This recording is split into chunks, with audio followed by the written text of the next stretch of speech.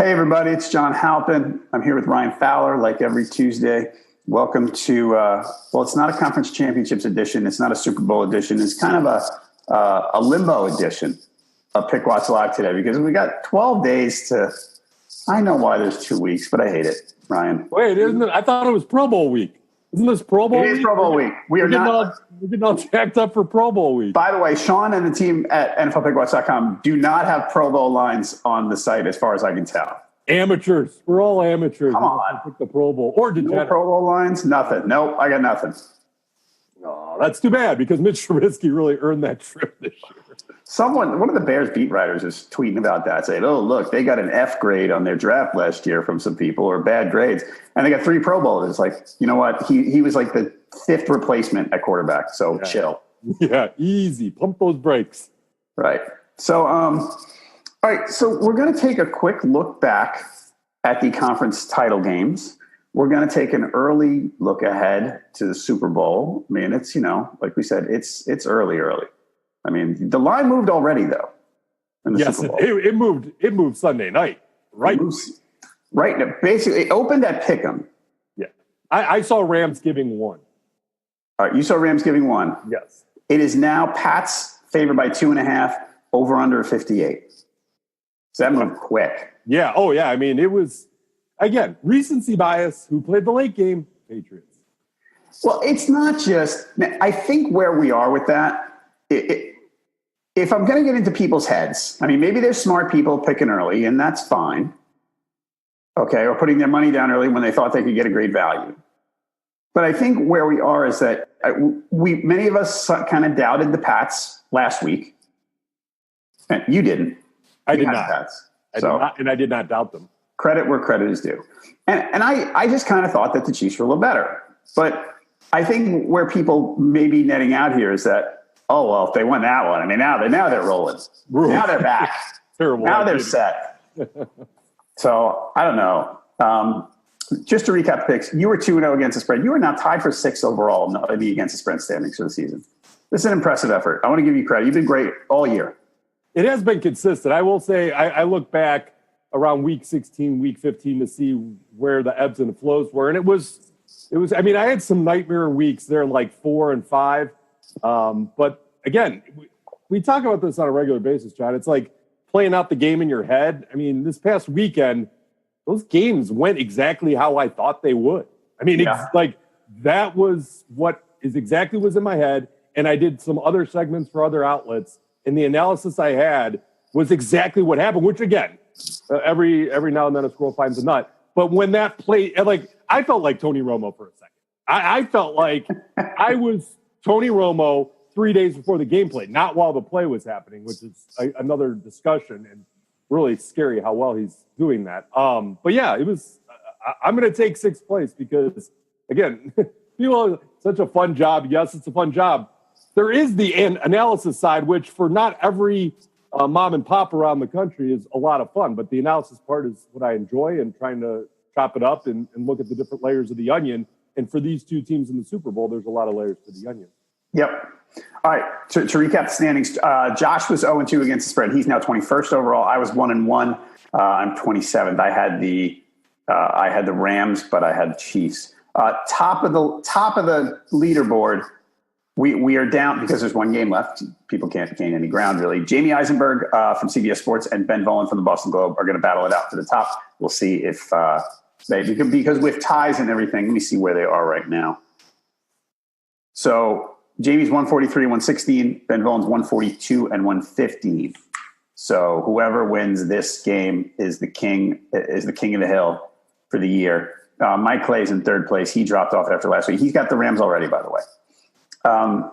Otherwise, the straight up for the experts, Elliot Harrison from NFL Network has clinched, so no one can beat him. As far as the fans, Imidre, username IMMIDRE has clinched the straight up percentage win. There are 3 people, Drew Padu, Tao Deng, 123, and Bang One are tightly grouped for the against the spread. So congrats to everybody for having a great season. Imidre has been up there all year. Yeah, all year. Every week. I mean, I don't think he's slipped once. Done really well. So let's go back to what you were talking about. The MVP of the weekend was Tony Romo.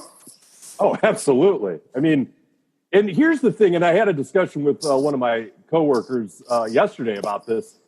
What he has done to Jim Nantz might just be as remarkable as him picking plays ahead of it, because Jim Nantz, he's the Masters. He's hello, friends. He's stuffy. Tony Romo has brought down Jim Nantz's stuffiness, where they ebb and flow off of each other. Jim Nantz will even do a one-liner in there.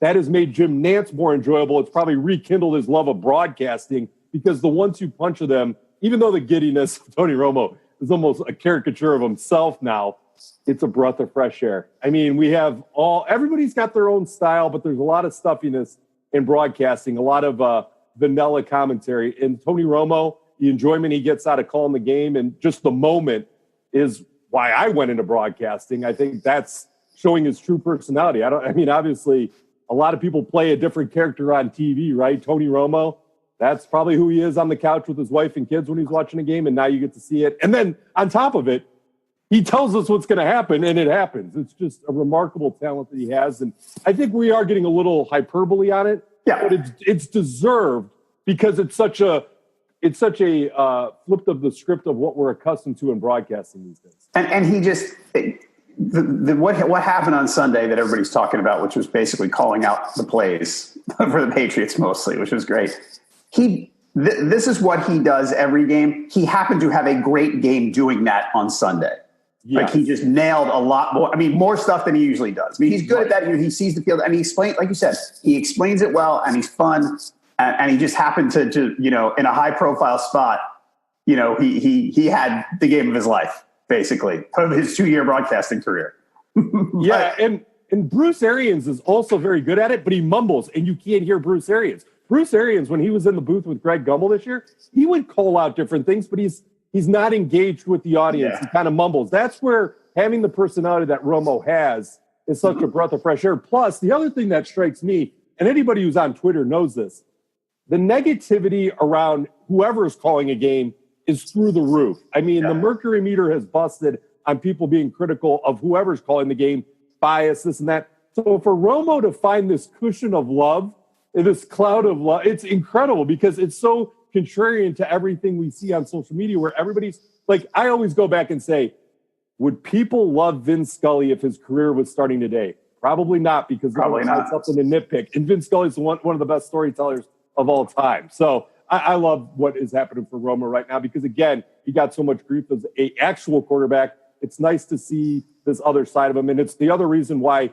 a guy like Bill Cowher, who everybody thought was going back into coaching, has stayed in that studio, because he likes the comfort and he's able to do what he wants to do without a lot of the criticism. Yeah, I think there was a moment in the game, the Chargers-Pats game, where I think the Chargers scored to make it 41-20. And they went for 2. And Nantz, like, all right, they're lining up and they're going for 2. And you could hear the uncertainty, like you could hear the hamster running in his head, trying to figure it out. I don't mean that as a criticism. No, it's and Romo jumped right in, went, hey, Jim, why don't you tell us all why they're going for 2? Right. Yeah, just like you said, you can tell they get along pretty well. So he was busting Nantz's chop. So yeah, it's enjoyable. And I'm glad he's getting to call the Super Bowl. See, now here's the weird thing about this. Most years, unless my team is in the Super Bowl, I'm fine being at a Super Bowl party. I don't need to analyze the game. I don't need to hear it. Whoever wins, it's like I'm watching it, but it's okay if I miss some details. I kind of want to listen to Romo now. Right. Like, he's changed the way I'm looking at this game. Yeah. You're at the 7-layer dip, but you want the volume up. Right. Yeah, I'm with you on that. So, I don't know. Maybe I'll hibernate in the house. We'll see. Now, did you see that Richard Deitch from The Athletic had a huge interview with Tony Romo? I haven't read it yet. No, and neither have I. But the one thing that struck me was, and you know this from when you and I worked together at Fox about word count. Why do I care that it's a 3,000-word interview when it's actually a transcribed interview? Because I don't people care. I don't understand word count. Because Twitter's an echo chamber where media people talk to each other. Isn't it funny, though? 3,000 words. Well, I had a 3,500-word conversation with you over the next X amount of minutes. I'm going to transcribe it and put it up. Like, that's what I look at it as. I'm like, the things, there's a thing on Twitter, the young kids use it, weird flex, but okay, that's a weird flex. Why? I don't know. Little tangent, just throwing it out there. All right. Fair enough. All right, enough Tony Romo. I like Richard Deitch. That's the problem. I like him, but it's like 3,000 word interview. What? I'm not transcribing our podcast and putting it anyway. Yeah, 3,000 words is not a lot if it's an interview. No, it's so funny. Let's get back to the games. Yes. So what we're going to do today, folks. Our plan for the rest of the NFL season. Ryan and I are going to talk today. We're going to talk about the AFC, NFC championship games, what we may have learned from them. We're going to look ahead a little bit to the Super Bowl. And after today, we're going to be off until I think next Thursday night. Josh and I are going to get together instead of Friday morning, which we usually do. The Thursday night before the Super Bowl, which is January 31st. Josh and I are going to get together and we're going to preview the game and make our picks. And then that Super Bowl Sunday, normally I do the Facebook Pickwatch Live. I'll probably do it at 4:00 Eastern on Sunday. At that point, I don't know if we'll need to wait for any inactives at 5:00 because I think we're going to know well ahead of time if anyone's in danger of not playing. I was going to say Ben Watson was the guy coming into this week, but the Saints lost, so forget that. So that's the plan for leading up to the Super Bowl. Let's get to Rams Saints. Do we have to talk about the pass interference? Is it like a national law now that we have to talk about it? Yeah, I mean, it was a terrible call, and that's kind of where I'd be getting in. It was a missed call. The league admitted it, so right. Sorry. I mean, what it is. There's a lot of missed calls. You say throughout the season, stuff happens, and that was the stuff happening at the worst time possible. And it was an awful call, like 99th percentile bad call. With two refs looking at it too, right on the sideline. It's tough. Again, there's the trickle down effect of other decisions made that has been analyzed and picked apart. It was the wrong call. They probably milked the clock enough to get to not allow the Rams to have any time left. They would have won, and the Rams would have covered, which would have been the perfect scenario for myself, straight up. But yeah, that's tough. And then again, the throwing on first down to Thomas on the slant made me irrationally angry. Yeah, I agree with you. I didn't like that call. Speaking of calls, I was shocked that McVay kicked the field goal to tie the game in the fourth quarter. Absolutely. Fourth and goal at the 1 foot line. I can't. I don't know what was, because he has this rep. It turns out he's done that. I read a stat yesterday that said that has happened 4 times this year, and he's called 2 of them on kicking the field goal. But he has this rep for being, a progressive and aggressive coach. That was a no-brainer for me. Yeah. I didn't even think twice. Of course he's going. But again, this goes back to, and this can open up the conversation of Gurley. If you have Gurley at 100%, you're probably going there. C.J. Anderson did not have a good game, and it's either a play action or it's a run up the middle, or it's something with Gurley, right? If they go for it there, it's something with Gurley, whether play action or Gurley, you ride and die with them. But without him at 100% and C.J. Anderson being held in check, maybe that's why he had pause. He says he's 100%, Ryan. Thoughts? I'm with you on this. There's no way. Dog garbage. This is where Alshon Jeffrey played with broken ribs in the game of last week. This is some surgery he's just waiting to have, right? Yeah. As soon as the season's over, something's getting cleaned out. I mean, you're not. Todd Gurley is like one of the best players in the league and has been for his entire career, even under Jeff Fisher. Like, you just can't have him on a bike on the sideline. Right. I mean, and Gurley said, to recap, Gurley said Monday, I don't know if it was Sunday afternoon or Monday, they asked him, hey, what happened? Are you hurt? He said, no, I just had a sorry performance. He had the ball deflected off his hands. That was an interception. He had 3 carries totally doing it. But come on, he's hurt. It's obvious. There's no way, like you said, that they went into the NFC Championship game and they kind of went, he had a bad couple of plays. We're going to switch to C.J. Anderson. Right. Come on. Don't ask me to believe that. Because people were writing yesterday, hey, what's with the Rams? Gurley says he's healthy. He's not. Yeah, exactly. See, I thought in this, and I might need to learn something from somebody higher up, I thought it was illegal to lie on the injury report that a guy is healthy when he's not. Right. So they're lying. I don't care. But he went through a full practice. So and you know what? That full practice could be parsed to death. Where true, yes, he was on the field and bouncing around with the team, but there's probably many layers to what includes or qualifies for a full practice. So they got around that, so he didn't have to be on the injury report. But yeah, that knee's getting cleaned out second week of February. I have no doubt. I agree. I would bet significant amounts of money on that. Because, like, when you looked at, like, the tip pass interception, those plays don't happen to Todd Gurley. He's probably in such writhing pain that it winced on him when he made the pivot to go to catch the ball and it bounced off. Like, I'm just trying to play out how all these things are going against Todd Gurley at the worst possible time. But, I mean, C.J. Anderson played well down the stretch, so they're riding that hot hand when their RB1 is truly at 80% at best. If he's not playing in the NFC Championship, he might be worse than 75%, which is crazy going into the Super Bowl because he's not going to be healthy in 2 weeks. So, yeah, the Rams, I would say moving ahead, their defense has improved lately. Mm-hmm. I mean, they had that rough game against the Eagles, but since Talib's been back, they've been better. Generally. Yeah, is this a combination? Because, and this was echoed the last 48 hours too. Since that Cowboys game, that's the New Orleans offense. What we saw. I mean, they run out of characters to throw to. Kamara did as much as he could do. Thomas was held in check to a certain degree, and that's the lead. And Marcus Peters got torched early and then played pretty well the rest of the way compared to what Marcus Peters has done. But it's just the Saints ran out of characters. So the Rams, we could give all the credit to Donald getting double teamed and Sue finding those lanes and looking Adamakin Sue of old, right?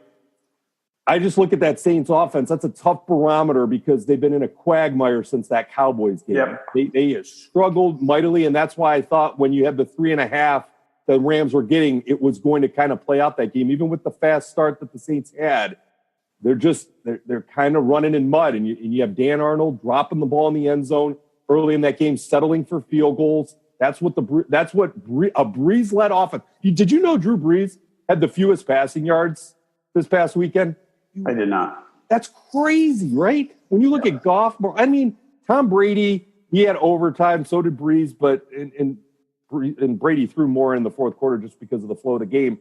But for Brees to finish dead last in passing, and I know their MO has changed over the last year, but in that type of game, Brees needs like 325, 350 yards, and they just don't have the targets to do it. They need another receiver next year. Oh, my Lord. And it's so funny, too, because Ted Ginn made the quote-unquote play of the game, and it didn't matter. Yeah, that's true. All right. Anything else on that game do we need to talk about? No, I think just to kind of tie a bow on the defense, they are better than what they were.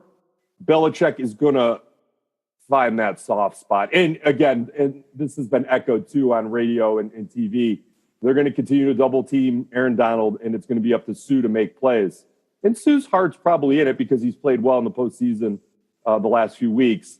But that's where that trench warfare type stuff is going to be a big part of the storyline because they got to get pressure on Brady. So the defense that is so-called improved, it'll be interesting to see the pass rush on Brady. All right, let's go to the AFC game. 37-31 Pats in overtime. We've talked about this. It was nice to see Gronk sort of reemerge. I thought you and I putting on our fantasy football hats because we've worked in that. Yep. The numbers showed us. We talked about this last week. I think that this was going to be a Gronk game. If the Pats did well, it was going to be. And it wasn't all great. He wasn't the star, but he was kind of back to normal. Like, oh, hey, it's Gronk is here again. Right. They targeted him a lot. As Romo pointed out ad nauseum, they went one-on-one with him every time he was outside because people couldn't deal with him. You know, he's still a physical mismatch in a lot of cases. So, I mean, 10 targets and 11 targets, 6 for 79. It's a solid game. Actually, I told a couple of my buddies who were talking early Sunday, and one of them was going in on prop bets. I said, grab your Gronk prop bets. Yeah. And because and it worked. I mean, it was the prop bet for Gronk. It was something like the over-under on catches was 3.5 and yards was something like 48 or 48.5. Somebody was not paying attention to the fantasy trends. No, because the Chiefs basically were giving up, best tight end in the league numbers to people all year. All right. Otherwise in this game, Edelman was open constantly. Just that guy. He just, I like him more all the time. Yeah. And this is not news of who he is. It's just, you find, and again, this was Romo barking it out, but over the middle, they couldn't cut. He's always open somehow. If he plays a team that plays zone, he kills them, and everybody does. So he finds the seam, he finds the space, and he always gets open for Brady. Always, always, always. Yep. And again, they planned perfectly for what. And again, the game flow, and we're talking about receivers. The game flow to start the game is exactly what worked against the Chargers. Long, methodical drives, milk the hell out of the clock. Sony Michel replaced James White this week, where they ran it instead of quick hits to James White and run, where he had 6 receptions in like 2 minutes against the Chargers. This time it was Sony Michel, control the clock, keep the ball out of Patrick Mahomes. I mean, they ran it to a T, because the big thing that I took away from that game, and Mahomes, we watch enough Mahomes this year to know he will get out of trouble more times than not. For the Patriots to sack him 4 times, which tied a season high, was the biggest game changer of them all, because when Mahomes would break out of those possible potential sacks during the regular season, he'd find Hill, he'd find Kelsey, and he would make something out of nothing. And that's why I was yelling at the TV, oh my gosh, they got him again, because those are the game-changing plays where Mahomes, when he has to ad-lib breaking out of the pocket, that's where he kills you. And he did a few times in that game. Tyreek Hill's one catch was one of those. One catch for Tyreek Hill. Amazing, though, that the Patriots, who don't have the best pass rush in the world, were able to sack one of the most mobile quarterbacks in the league 4 times, and that's where he looked a little green. I think there's other moments where during the regular season he gets out of that, and taking that 1 sack where it knocked him out of field goal range. I mean, these were big boo-boos by Mahomes, and the stats will have to wait another year. Yeah, the Pats did such a great – I mean, if you look at Mahomes' stats, I mean, all right, 16 for 31, not good. Ooh. I mean, you say 295 and 3 touchdowns. You say, well, not as usual, but okay. Yeah, there were a couple of big plays. They held him in complete check. They just did a great job on him. You're right. Yeah, and that's film study. That's Belichick playing chess, not checkers. I mean, this is what and this is why people, when they write off the Patriots, and again, we both agree during the regular season, they were a step or 2 slow. Well, they found those steps back because they were a step ahead of one of the most explosive offenses this year. And yes, the fourth quarter happened, and that's where it's so funny. The Patriots defense is on such a fine line of bend, do not break. That fourth quarter, it crumbled. So you have to be very careful when you look at that Patriots defense, especially in the secondary. It teeters on cracking, and that's where they were able to make a comeback. And it was just a straight-up shootout in the fourth quarter for all those points being scored. And that's where the over hit, and you just completely get burned because that had under written all over it. But, yeah, I think that's where Belichick and his coaching staff is just a step ahead. Yeah. Other thing in this game, I mean, look, it's obvious. Oh, I got autoplay video going. Hold on, Ryan. Oh, because, yeah. It's terrible since the redesign. Control the clock is obvious for anyone. You can win on time possession. Hey, great, right? Good. Right. Both games they played against the Chiefs. The first game, the Pats had the ball for 36 minutes. This time they had it for 40. It was 43-20. And what they did was, again, seems obvious that they want to keep Mahomes off the field, but they were so deliberate. You know, they ran a bunch. It was a 50-50 run pass split. I mean, Mahomes, Michelle ran 29 times. I think Burkhead was 13 or White was 13. Burkhead was 12. Sorry, White was 6. I think they ran 94 plays or something. It was a lot. They did, yeah. But, and, because basically they're like, all right, we're going to try to convert on third. We're going to run early. We're going to try to convert on third down. And they converted on every third down. They were able to, yeah. So they were able, part of keeping Mahomes in check was keeping him on the sideline. It was great. They were they were tremendous. They really were. Because that game turned into a shootout, but it was more of a dominant performance by the Patriots. Right. The Patriots were the better team. Yeah. And again, Brady did not have a good game up until some of the plays and throws he made late, which again, his arm and then the athleticism of Edelman and Gronk just being Gronk and having one-on-one, which he hasn't enjoyed most of his career, is a nice script flip based on Gronk had been a blocking tight end down the stretch. I mean, you go back and look at his game logs. That's not the Gronk that everybody was drafted in fantasy in the first or second round during the heyday of his career. I mean, he's the guy that takes up space, and you get a one-on-one coverage of somebody 6'7", 6'8", and as big as him. That's going to make for a tough matchup. And Gronk still has to come down with the ball. But, yeah, that wasn't Brady's most masterful performance. But to be fair, too, we talk about the questionable calls in the New Orleans and Rams game. The roughing the passer whiff on Brady, that's a big play in that game. Yeah. That could have changed things. And then obviously D lining up offsides totally torched them. Oh, and then the kickoff, which did not hit Edelman's wrist or hand. I don't think it did. I don't think it did. But it's just funny how and this was the big argument, you use replay to get the call right there, but you don't have the opportunity to get the call right on a pass. And them's the rules. I agree with that, though. It's tricky. I am a replay proponent, okay, generally. But how far down this rabbit hole are we going to go? Yeah, I know you only have 3 chances or something, so maybe that's the counter argument. But judgment calls like that, inbounds or out of bounds, or hits the guy or doesn't hit the guy, those are clear. Right. Pass interferences, you're going to get into a bad gray area. Oh yeah, with pass interference kind of stuff. But it's just so funny that it played out that way with how closely they called that penalty all year. You know what I mean? I know we're in the playoffs and we're going to let the guys play. But you go back to the beginning of the year, you had roughing the passer calls on like every other play. Clay Matthews couldn't get off the field without 3 penalties per game. You had a lot of defensive holding, a lot of pass interference called throughout the entire season. And that big of a play in both instances, the whiff where they called roughing the passer, handed the helmet on Brady, and then the one in New Orleans. It's just crazy. It was those 2 type of plays that they completely whiffed on as much as they were called during the regular season. All right. Again, one more thing about that game. The Chiefs, 290 yards of offense. So the Pats, they did a great job. Yep. Really great. And as far as the Chiefs next year, we talked about the Saints need a receiver. The Chiefs, if their defense is just average, they're going to be awesome. They don't have to be great. Maybe they could re-sign Kareem Hunt. Kind of a missing piece from what happened in that first game. Yeah. Damian Williams played well, but it's a downgrade. It's not a lot. I don't know how much it mattered, but it's a downgrade. I do think that if the defense, like I said, it doesn't have to be good. It just has to be okay. Has to be like the Patriots, maybe? Yeah, fine. And the Patriots did well later in the year, but yeah, you're right. Yeah. All right, Super Bowl. Yes. Let's look ahead. Let's do this. So like we said earlier, as of right now, we are at Pats minus 2.5. Over under is 58. The betting trend, the money line, we're at 83% Pats right now. About right. The money is all in on the Pats. Against the spread, 80% of the money's come in on the Pats so far. About right. About that.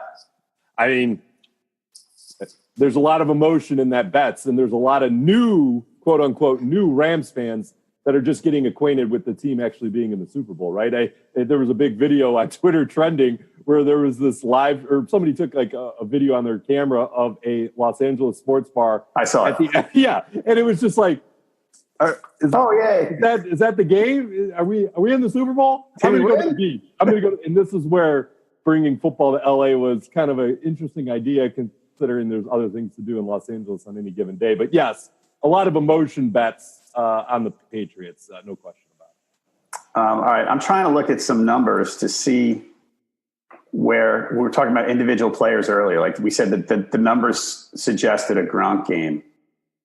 I don't know what the numbers suggest in this one for any individual player. Oh, are you talking about player props? Yeah. Yeah, I think. Can you check out? Can you look up some player props? Yeah, no problem. All right. So, yeah, I'm looking at this. Yeah, nobody is really. Is the Gronk factor here again? No, the Rams have been fine against tight ends. The Pats have been middle of the road. I don't know. Yeah, it's tricky. I think James White, this is where, okay, pay attention to James White, because this is what Belichick has historically done, where he'll ebb and flow with his running back usage, right? We saw a lot of Sony Michel. Don't be confused that if James White comes out and catches 10-plus passes in this next game, they will use James White in this game. I guarantee you. So in the last 10 games, the Rams have only given up 38 receptions and 294 yards to opposing running backs. So they can still use James White.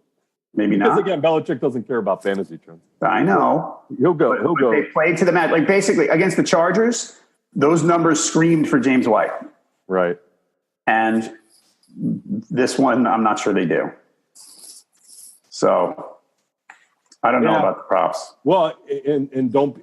This is how this plays out too. If you have the anytime touchdown prop bet, one of my favorites to hammer, Philip Dorsett, Chris Hogan. About time. I know Dorsett had the touchdown in that game. I think Chris Hogan, because we forgot about Chris Hogan with Josh Gordon there most of the year. This is a Chris Hogan type show up and find the end zone. Plus, you're going to get delicious odds on that. I would not be surprised if that happened. I think that's where you're going to have to look, because the juice in the big, whatever word you want to use, on Edelman and Gronk and probably Sonny Michel is going to be just too high to feel good about that. I will say this.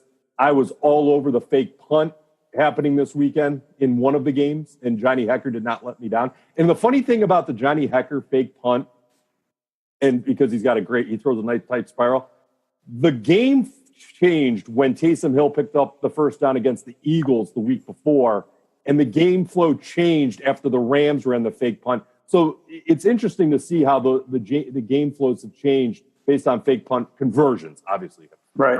But to take those chances, I think, is something that would not surprise me in this Super Bowl either, where you do see some type of fake punt, especially with how often teams go for it on fourth down around the middle of the field. All right. So who's your favorite? I'm looking at the prop bet odds. MVP, who's your favorite Super Bowl? I mean, look, it's easy to say, yes, my favorite is one of the quarterbacks, but you're not getting, you're really getting even money odds. You get even money basically on Brady and 2-1 on Goff. It's got to be Edelman, right? Edelman plus 2,500. That's pretty good, actually. Got to be Edelman. What about Aaron Donald at plus 2,000? They won't give it to a defensive player. And with him being double teamed, because I just would have, and then I guess in that same breath, you could flip it and say Ndamukong Suh. If he actually, the thing is, nobody's been able to pressure Brady up the middle. Like, it's just driving me crazy, where as just a fan of the game, they create this barrier.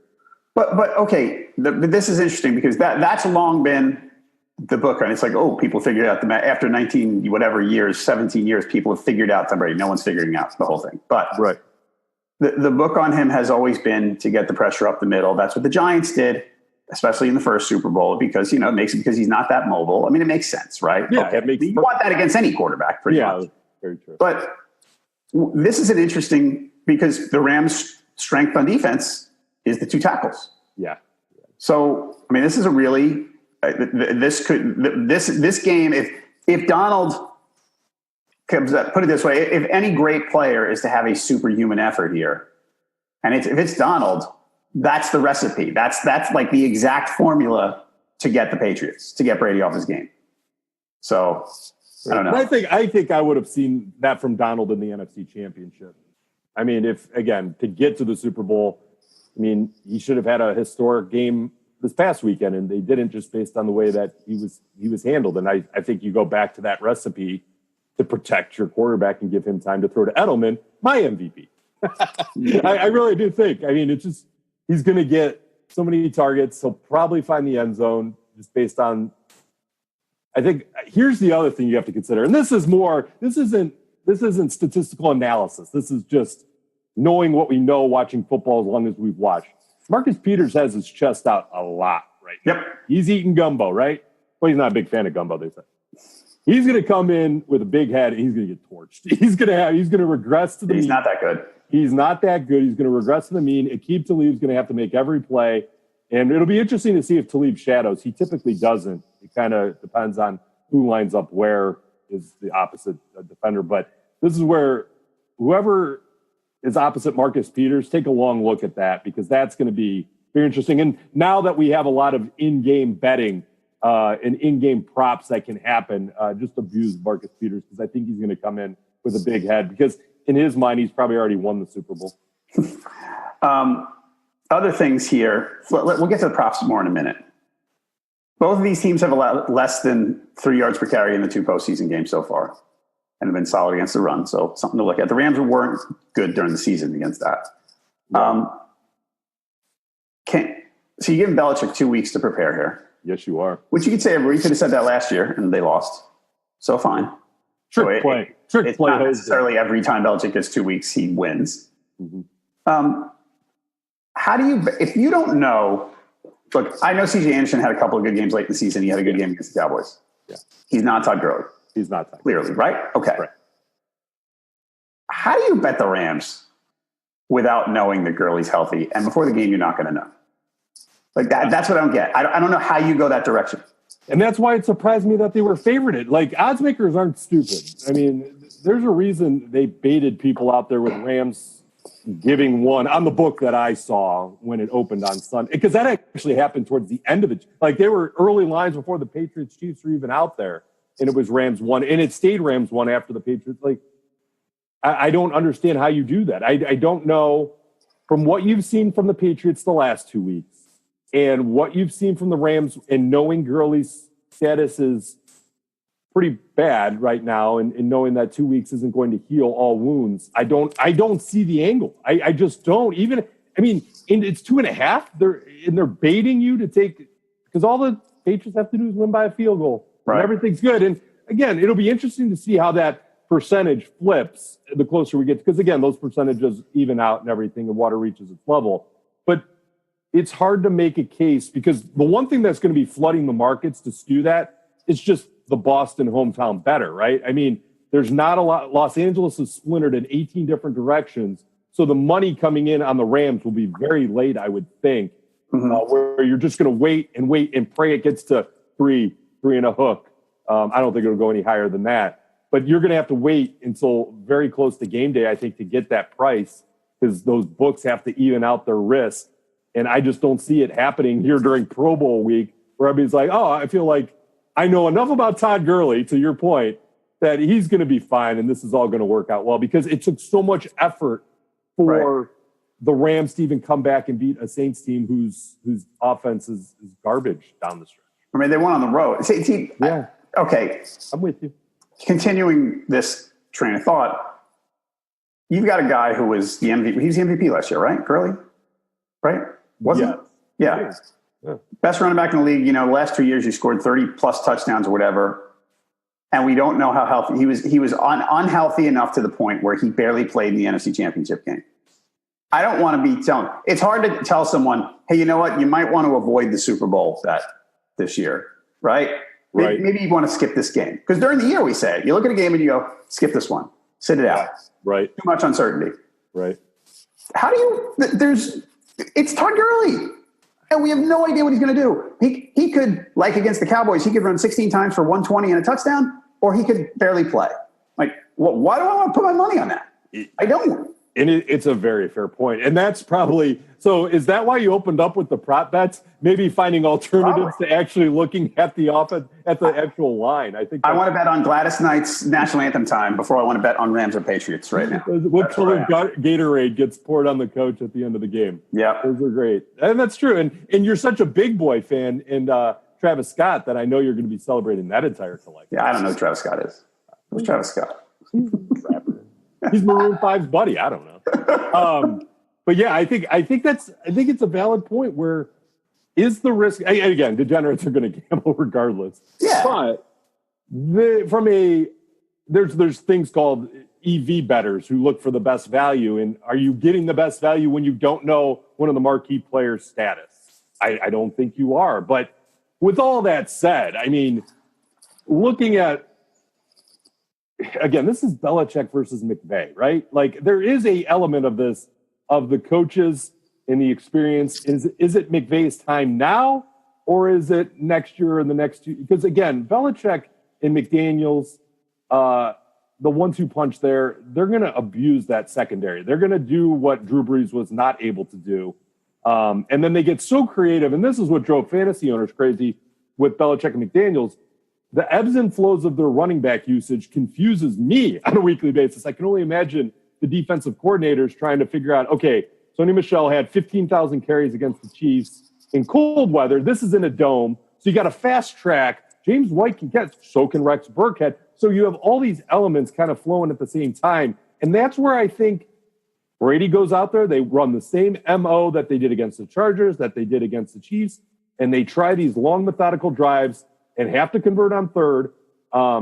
but against that Rams defense, which has played better down the stretch against some weak competition in the regular season, and to tip of the hat against the Cowboys, I think that there's holes to be had, and that the Patriots are just gonna win this one by a touchdown. I think the spread's weak. I think 2.5 without knowing Gurley is just baiting me to take the Patriots, and I'll be happy to take it at 2.5. Right. I'm fine with that. And I think people that are taking the Rams in the 2.5, I think they're just I would love to hear their analysis of why they're taking the Rams at 2.5. Right. That process doesn't make any sense to me. It just doesn't. I think I agree. There's too much uncertainty there. I don't know. What do you think of the over-under? 58. By the way, pace of play, Rams 3rd, Pats 6th. Yeah. 57, 58. 58 is what take a look again. I see 58. It opened 57.5. I'm seeing 58 right now.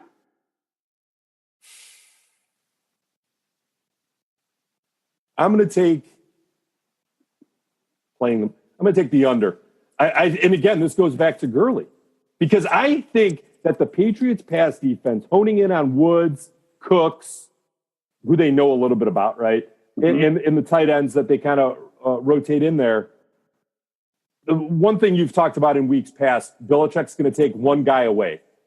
It's kind of hard to take one guy away when they kind of don't even know who their one guy is on offense. Right. That's a benefit for the Patriots, because not one guy's going to beat them. So it kind of makes it they're just like, okay, everybody's going to kind of get it, and then we just have to are they going to spy Goff? Like, it's kind of interesting. And this goes back to, this all reverts back to, what is Todd Gurley, right?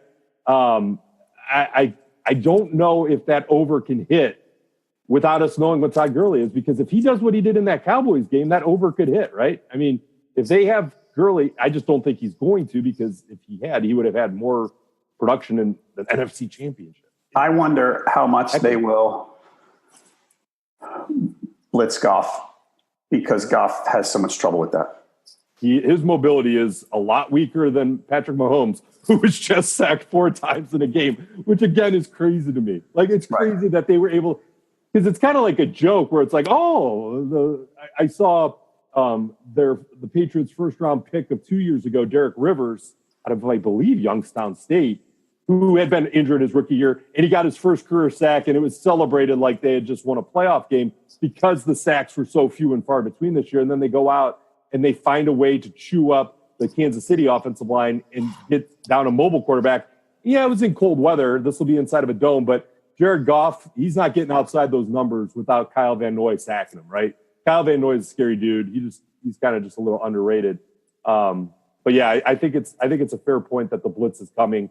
And you might have some one-on-one coverage that Woods might beat, Cooks might beat, but can they do it consistently all game?